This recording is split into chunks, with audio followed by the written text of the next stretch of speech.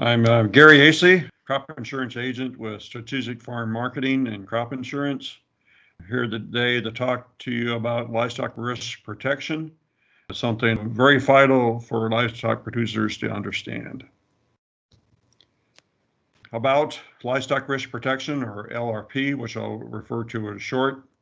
It protects against the decline in prices below the established coverage price for cattle, up to 900 pounds, for feeder cattle, that is, for fed cattle, from 1,000 to 1,400 pounds, and swine. Also is available for lamb, but we're not going to talk about that today. It's available in all 50 states for cattle and swine. It's a continuous policy. The crop insurance year is from July 1st to June 30th. There's several producer elections that you can choose from. No minimum head that you can insure. You can insure one if you want to. All animals owned by the producers are not required to be insured. You can insure part or all, whatever you want. Premium subsidies have been dramatically increased this year, which we'll get to later. Producer do not need to reside in the same state as the livestock is being raised. Producers must own the livestock at the time of purchase of a specific coverage endorsement, which binds coverage to those animals. Ownership cannot be terminated more than 60 days prior to the endorsement end date, which we'll talk about end dates coming up here. LGM and LRP cannot be purchased on the same class of livestock in the same marketing year. And is not intended for mortality, act of God, disease, or government quarantines. Operates after and before normal business hours. Prices are usually out by 4:30 p.m. Central Time, and they have to be entered into the system by 7 a.m. the following day. Government subsidies for LRP have changed dramatically. A year ago, for all the coverage levels, the subsidies was 13%. And with announcements made here in September, new subsidy rates are taking effect, and substantial subsidy rates there for anywhere from 35 to 55% makes LRP look a lot more attractive than what it did a year ago. And coverage levels for cattle and swine can be from 70 to 100% of the price. Here's a kind of example for swine and a 21-week endorsement here. Some prices we picked out that you would be insuring of 66, 64, 60. The LRP premium was subsidy. You show there from 326 on the 66. And at the time we looked this up, puts for February were 480. Every time I've looked with the new subsidy levels, LRP premium is lower than what it costs of a put to buy the same coverage. For cattle, we have some examples here. It shows 30-week endorsement periods here. Fed cattle, you have the price 116, 110, 104, and it shows the LRP premium. Also the April puts, they would get the same coverage. And as I've looked at these, every time I've looked, LRP premium is lower than the cost of puts. And the same is also true for the feeder cattle there. It makes LRP look much better than it did a year ago. There are limits to how many animals you can insure. For feeder cattle and cattle, you can do 6,000 at one time. For swine, you can do up to 40,000 in one endorsement. Also, a yearly total, cattle is 12,000 animals, and swine, you can do up to 150,000 animals in 1 year. If you feed more animals with that, you can use this product up to your limit. You aren't excluded just because you raise more than that. LRP is generally available for purchase every day. Exceptions are major holidays or major market movement. If futures move the limit, there will not be any postings of prices.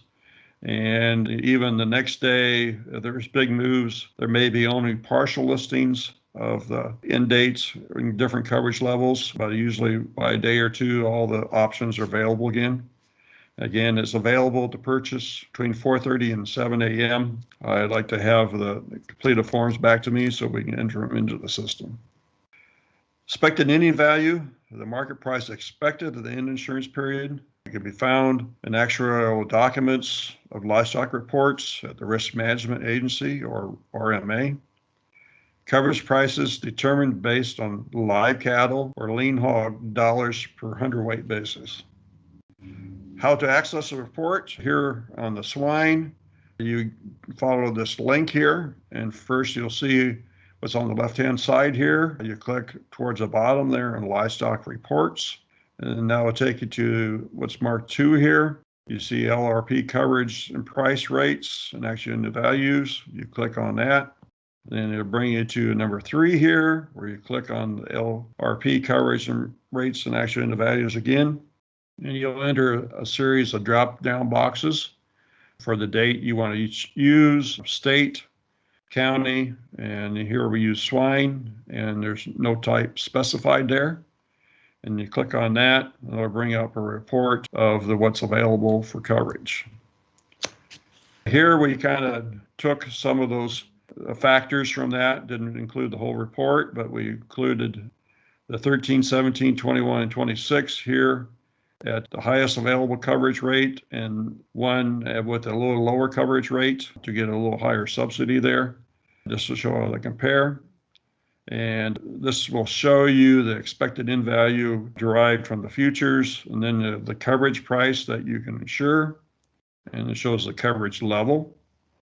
And then the rate is used to calculate the premium. Then you have cost per hundredweight is the premium before subsidy. And then we added in the next column, this is premium with subsidy, and then the end date when the coverage ends. And also towards the left there, and the practice type, it actually tells you when the ending of the period is. Actually, ending value, the weighted average price of lean hogs.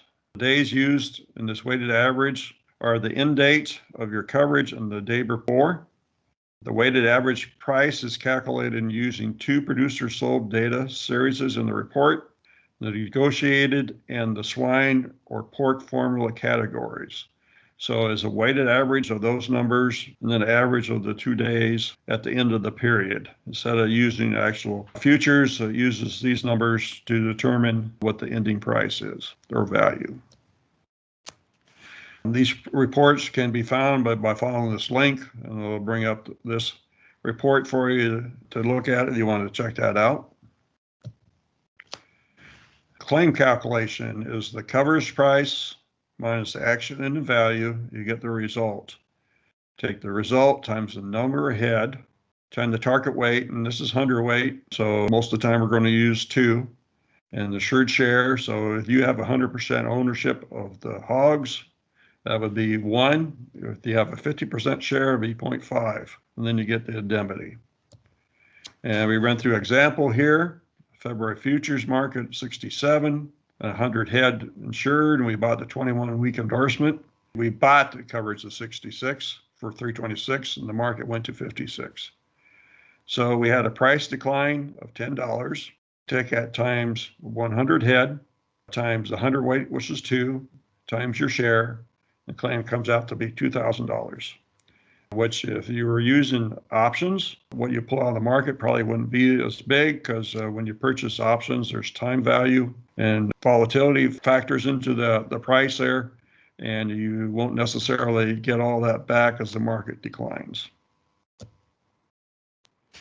Okay, we're going to cattle now. To find the livestock reports, you go to this link.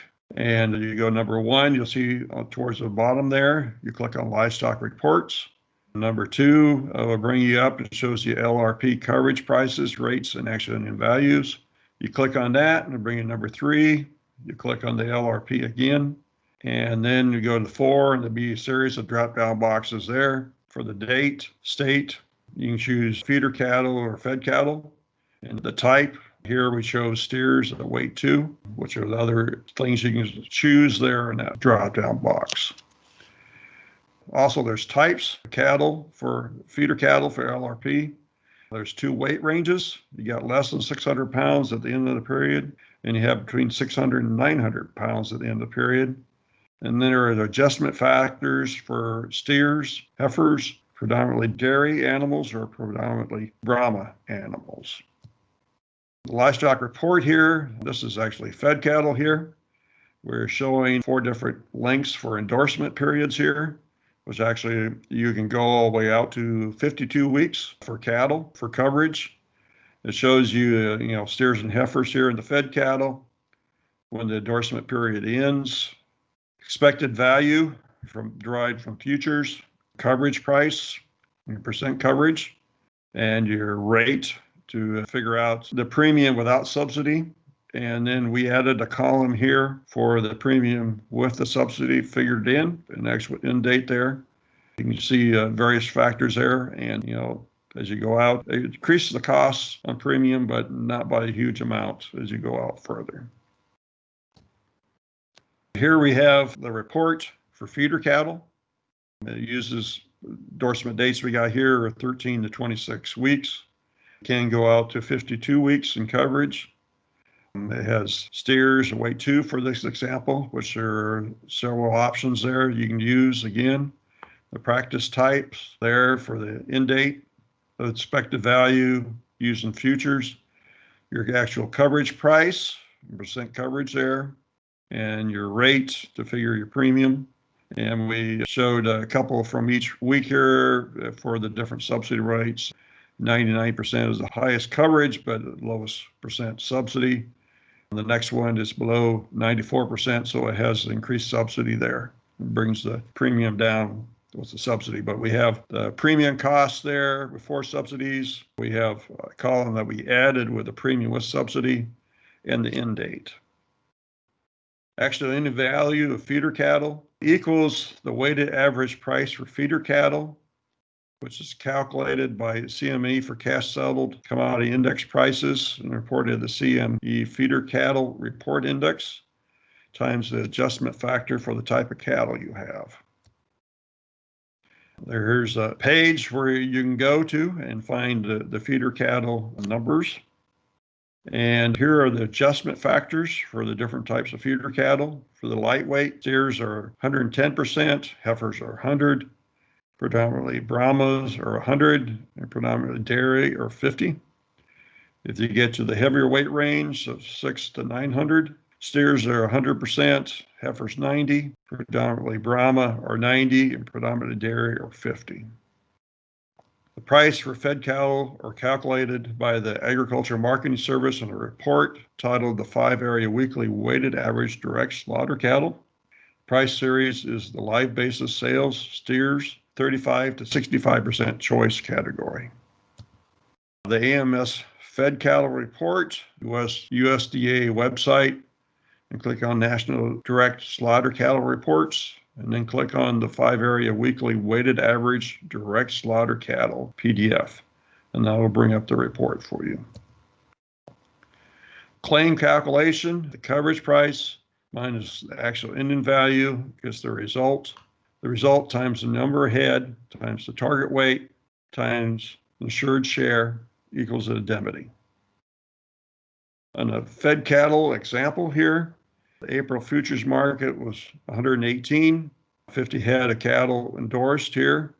So with the scenario here, we use the 30-week endorsement, 116, purchase cost of 369. The market went down to 96. So in this example, the market moved down $20. Takes the $20 times the 50 head times the 1,200 weight and the producer share. So they're 100% ownership, that would be 1. If your example, if you have 50% ownership, that'd be 0.5. In this scenario, the claim is $12,000. On a feeder cattle example here, the futures market was 142. I want to assure 50 head. The 30-week endorsement was at 140 for 457 cost. The market went down to 120. So you had a $20 movement in the market. Take that times the 50 head times 600 weight times 1 for the share equals $6,000 claim. Okay. Also, we have the factor here for the type of animal. And this example, we used 1. And so they have $6,000 claim. But like an example, if they were mostly dairy cattle, that would change the endorsement factor and also lower the claim. The insured has 60 days from the endorsement ending date to return a claim form and any additional information. Indemnity payments shall be made within 5 days following receipt of the property executed claim form. Checks are mailed to agents. Some of the paperwork involved with the LRP is an application used to establish insured entity eligibility. You have a specific coverage endorsement, which is used to purchase coverage for those animals in the individual period. You have a SBI form that needs to be filled out. And if there's any assignment of indemnity that needs to be done, claim form, application, cancellation, transfer of right to an indemnity, or forms that could possibly be used. Producer needs to maintain records for a minimum of 3 years. This includes complete records of ownership of your share and disposition of all livestock or livestock product that were insured in the periods. Also, RMA and diversified crop insurance have the right to inspect livestock, including where they reside at any time. Here's an example, some questions are on the form that need to be answered. If you have a death loss, make a notification to an insurance company within 72 hours of death. If timely notification, coverage will remain the same and the indemnity will be paid.